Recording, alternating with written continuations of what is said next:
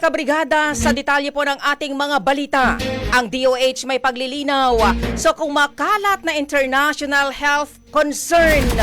Brigada Maricar Sargan, ibrigada mo. Brigada Live Report. Naglabas ng pahayag ang Department of Health patungkol sa kumakalat na di umano'y international health concern.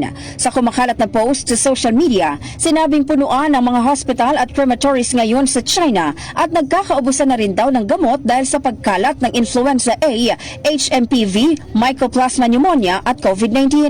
Nilinaw ng ahensya na kasalukuyang hindi sinusuportahan ng mga reliable sources ang kumakalat na SOCMED post.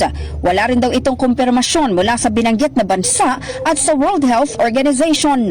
Sa kabila nito, tiniyak naman ng DOH na gumagana ang Philippine Disease Surveillance System. Aktibo rin daw ang ahensya sa pag-verify ng mga impormasyon at patuloy na i-update ang publiko.